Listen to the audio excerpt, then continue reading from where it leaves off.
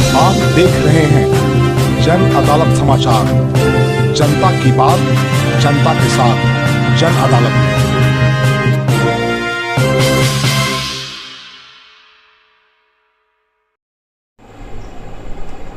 बाबा शिवाजी का जन अदालत में आप सबका स्वागत है। जब हमको लगता है कि पब्लिक के बीच में आना चाहिए, अपनी बातों को रखना चाहिए, तो हम आपके बीच में आते हैं। बहुत सारा मुद्दा है, लेकिन आज जो मुद्दा हम लेकर के आए हूँ पटना राजधानी का है और एक बड़ा मसला है राजीव नगर का। लगभग 1024 एकड़ ज़मीन है, आवास बोर्ड का ज़मीन है। और वो चूँकि पटना, आप जानते हैं कि पटना राजधानी है और भारत के बड़े नगरों में शुमार है और लगभग करोड़ों अरबों का ज़मीन का वहाँ कारोबार है। और जो संगठित आपराधिक गिरोह हैं, ज़मीन का कारोबार करने वाले लोग हैं, उनका ये करने का परिणाम है कि आज लगभग 70 घरों पर बुलडोजर चलाने का नौबत है। और आप देखिए, हम जब ये समाचार पढ़ रहे होंगे तो कैसे वो जो काफिला है बुलडोजर का आप देख रहे होंगे। हमारा ये कहना है कि 1974 से जब ये मामला आया था और सरकार ने इसको अध्ययन शुरू किया था और बहुत सारे किसानों को पैसा मिला, बहुत सारे किसानों को पैसा नहीं मिला। आखिर ऐसे कौन लोग थे? सरकार का ऐसा कौन सा सिस्टम था? आखिर किसी न जमीन को बेचा, किसी न जमीन को खरीदा। तो जमीन बेचने और खरीदने में जो सरकार का जो राजस्व का प्राप्ति हुआ, रजिस्ट्री हम लोग कराने जाते हैं तो सरकार को हम लोग बड़ी राशि देते हैं। और ख़ास करके जब पटना सा ज़मीन में जब एक खरीदार दूसरे खरीदार को जब ज़मीन खरीदता और बेचता है तो बड़े स्तर पर सरकार को राजस्व की प्राप्ति होती है। उसके बाद अंचलाधिकारी क्या कर रहे थे? जब अंचल को जब पूरा पता था, फिर कैसे उन लोगों का म्यूटेशन कर दिया गया। बिजली विभाग ने कैसे वहां पोल लगा दिया, नगर निगम ने कैसे वहां सड़क बना दिया। अब आप समझिए इस बात को कि लगभग 1024 एकड़ जमीन में, और लगभग हम बताते चले आपको कि जो भूभाग है वहां पर, चूंकि हम वहां अक्सर जाते रहते हैं, तो जो राजीव नगर का इलाका है, अब लगभग 1 महीना पहले वहां के अंचलाधिकारी ने नोटिस किया था और कुछ लोगों को नोटिस मिला, कुछ लोगों को नहीं मिला। लेकिन फिर भी आप जो देखिए, बहुत सारे लोग का जो वो मकान ढालने का या जो निर्माण अर्धनिर्मित मकान है, कुछ लोगों का सेटरिंग लगा हुआ है, कुछ लोगों का निर्माण कार्य चल रहा है। तो इस तरह का उसमें अफरा तफरी का माहौल है। और इसमें पुलिस का बहुत बड़ा रोल है, पुलिस और प्रशासन का बहुत बड़ा रोल है। और ये पूरा मामला 1024 एकड़ ज़मीन से जुड़ा हुआ है। हम बताते चलें आपको कि 1024 एकड़ जमीन बिहार आवास बोर्ड ने अधिग्रहण किया था। जमीन से जुड़ा यह विवाद नया नहीं है, बल्कि वर्ष 1974 से ही चला आ रहा है। आवास बोर्ड ने यहां 1024 एकड़ जमीन को आवासीय परिसर के लिए अधिग्रहित किया था, लेकिन अधिग्रहण में भेदभाव हुआ और मुआवजा का विवाद हुआ तो मामला कोर्ट में चला गया। इस मामले में कोर्ट ने किसानों को सूद सहित मुआवजा देने का आदेश किया। सरकार ने इस अफरा तफरी के बीच में 2014 में नियमावली बनी, कैबिनेट से पास किया गया। अब 14 से लगभग 7 साल हो गया, 2022 आ गया, लेकिन सरकार इस पर अभी तक कोई ऐसा वैकल्पिक व्यवस्था नहीं कर सका जिसमें लोगों का मकान भी रह पाए। और जो सरकार ने जो नियमावली बनाया था 1974 के बाद, जो आवास बोर्ड के लिए अधिग्रहित किया गया था, उसके लिए सरकार ने कोई ऐसा व्यवस्था नहीं किया था जिसमें लोगों का मकान नहीं टूटे।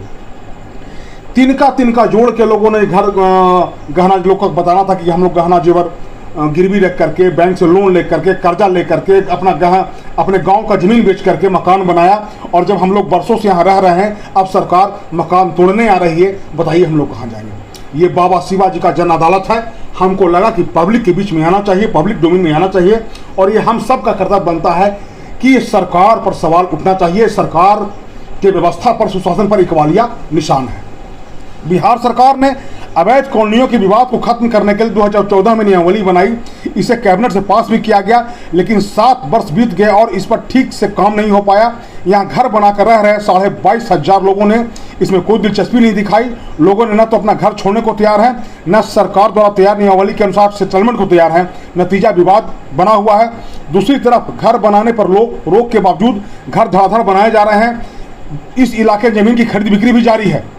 रोक के बावजूद घर कैसे बनाया जा रहा है, यह सवाल। समझिएगा मेरे बात को। मुख्यमंत्री वहाँ है, राज्यपाल महोदय वहाँ है, डीएम वहाँ है, सरकार का सारा सिस्टम राजधानी में बैठा हुआ है और ताबड़तोड़ जमीन का रजिस्ट्री हो रहा है, सरकार को राजस्व की प्राप्ति हो रही है, सरकार मुखदर्शक बना हुआ है, रजिस्ट्रार साहब क्या कर रहे हैं, डीएम साहब क्या कर रहे हैं? क्या वहाँ रजिस्ट्री पर रोक नहीं लग सकता था? नियमावली में यह है कि आवास बोर्ड को आसियाना दीघा रोड से पश्चिम में 400 एकड़ जमीन को खाली कराकर संबंधित लोगों को मुआवजा दिया जाना है। साथ ही नियमावली में यह भी है कि पूरब के इलाकों में बने मकानों से बंदोबस्ती शुल्क लेकर नियमित करना है। जानकारी है कि अब तक केवल 93 लोगों ने ही अपने घरों को नियमित कराने और 339 लोगों ने मुआवजा लेने के लिए आवेदन दिया है। 2010 के सर्किल रेट के आधार पर सेटलमेंट हो। दीघा आवासीय समिति के महासचिव वीरेंद्र सिंह का कहना है कि वर्ष 2010 में बना, उस समय यहाँ का सर्किल रेट 4.43 लाख रुपए था। वर्ष 2016 में इसे रिवाइज कर 27 लाख रुपए प्रति कट्ठा कर दिया गया। आवास बोर्ड सेटलमेंट के लिए सर्किल रेट का 25% मांग रहा है। समझिएगा इस बात को, आवास बोर्ड इस सेटलमेंट को करने के लिए 25% सर्किल रेट मांग रहा है। बोर्ड को सेटलमेंट करना है तो 2010 के सर्किल रेट के आधार पर करे।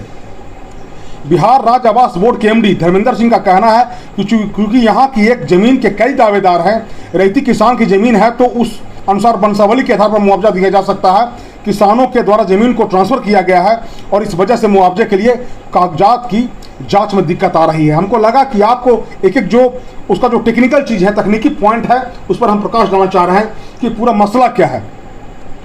बता दें कि राजीव नगर दीघा का जमीन की रजिस्ट्री लोग बरसों से कोलकाता या मुंबई से कराते रहे हैं, लेकिन आगे रजिस्ट्री भी बंद हो गई और लोग पावर पर ही जमीन की धड़ल्ले से खरीद बिक्री कर रहे हैं।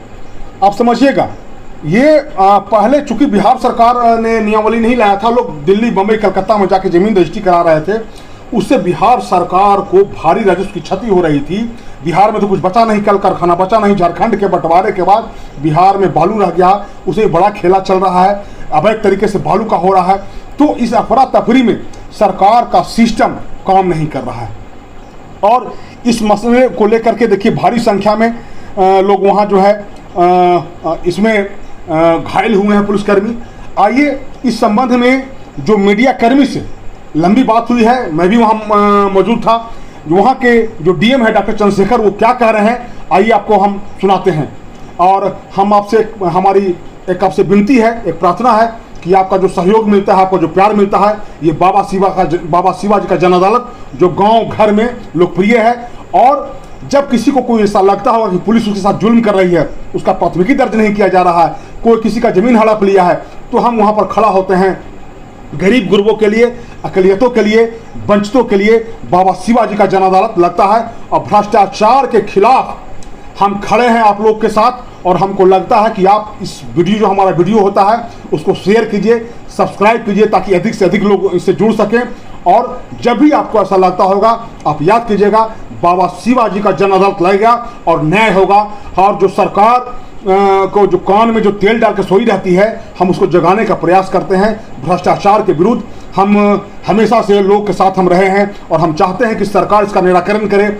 और आपका बहुत धन्यवाद। और मैं चाहता हूं कि आइए इस संबंध में पटना के डीएम क्या कहते हैं, सुनिए। हम लोगों ने चिन्हित किया है विभिन्न सरकारी प्रयोजन के लिए। उसके बाद आज खाली कराने का कार्य चल रहा है, जिसमें अधिकांश बाउंड्री वाल हैं और गैर आवासीय भवन है मुख्य रूप से, जिसमें कि बाउंड्री वाल किया हुआ है, अंडर कंस्ट्रक्शन है। उन्हीं को इस 40 एकड़ में से खाली कराया जा रहा है। इसको लेकर के सुबह कुछ लोग इकट्ठा हो गए, पथराव किए, जिसमें कुछ लोग घायल हुए और कुछ जवान भी घायल हुए, सिटी एसपी भी घायल हुए।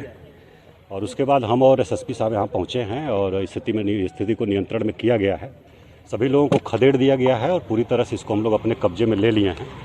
और बाकी जो अतिक्रमण है उसको तोड़ने की कार्रवाई चलती रहेगी जब तक ये अतिक्रमण सब समाप्त नहीं हो जाता। कितने एकड़ जमीन है ये आवास बोर्ड की?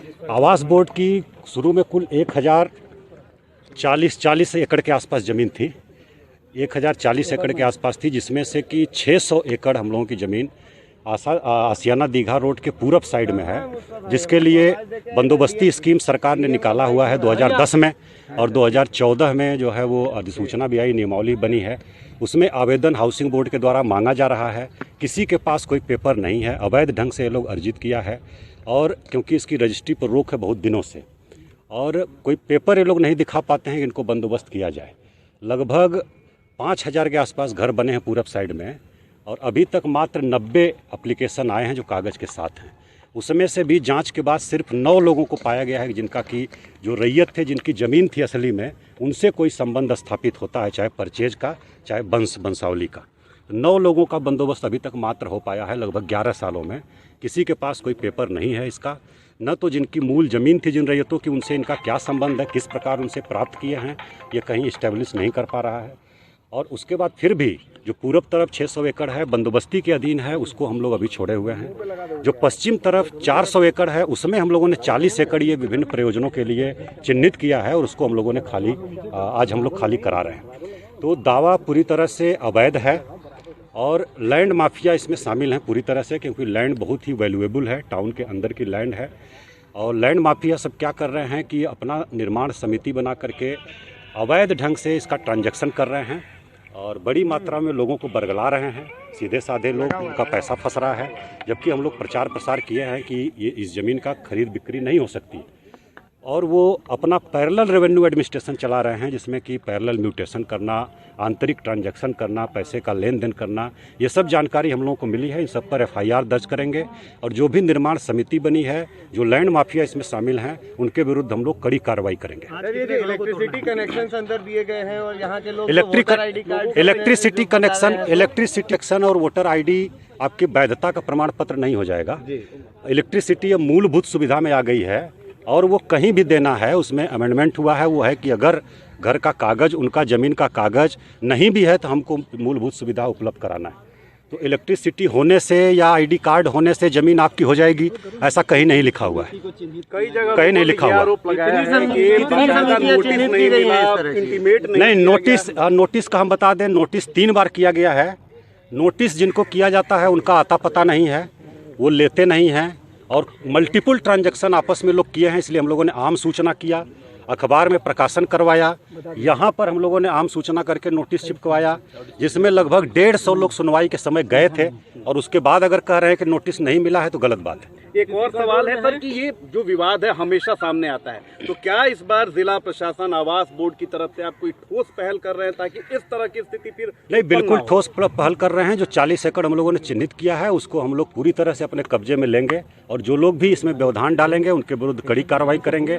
अभी लगभग 1 दर्जन लोगों को हम लोगों ने अरेस्ट किया है जो पत्थरबाजी कर रहे थे, आगजनी कर रहे थे, वो लोगों को अरेस्ट किया है और कड़ी कार्रवाई की। आज कितने मकान टूटे सर? आज कितने मकान पुलिस को रोकने के लिए आज ही सब हो जाएगा? नहीं, आगे भी कार्रवाई चलती रहेगी, जब तक पूरा नहीं होगा तब तक कार्रवाई चलेगी और इसको हम लोग पूरी तरह से अपने कब्जे में लेंगे। ये पूरी तरह से सिचुएशन नियंत्रण में है। कुल 90 संरचना है, हमारे 40 एकड़ में लगभग 90 संरचना है, जिसमें अधिकांश बाउंड्री वाल हैं और कुछ अंडर कंस्ट्रक्शन घर हैं जिसमें कोई रह नहीं रहा है।